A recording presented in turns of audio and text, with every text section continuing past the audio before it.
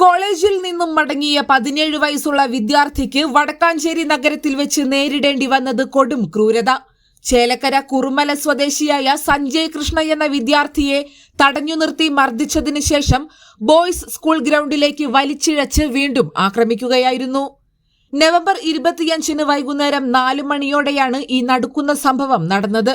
വടക്കാഞ്ചേരിയിലെ ഒരു പ്രൈവറ്റ് കോളേജിൽ നിന്നും കൂട്ടുകാർക്കൊപ്പം ബസ് സ്റ്റാൻഡിലേക്ക് നടന്നു പോവുകയായിരുന്ന സഞ്ജയിനെ അജ്മലും റിഹാലും ചേർന്നാണ് തടഞ്ഞത്.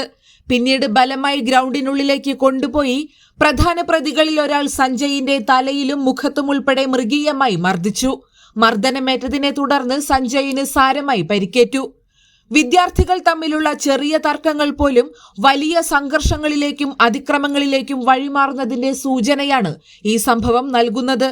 നഗരത്തിൽ ആളുകൾ നോക്കി നിൽക്കെ നടന്ന ഈ ആക്രമണം വിദ്യാർത്ഥി സമൂഹത്തിന്റെ സുരക്ഷയെക്കുറിച്ച് വലിയ ചോദ്യചിഹ്നം ഉയർത്തുന്നുണ്ട്.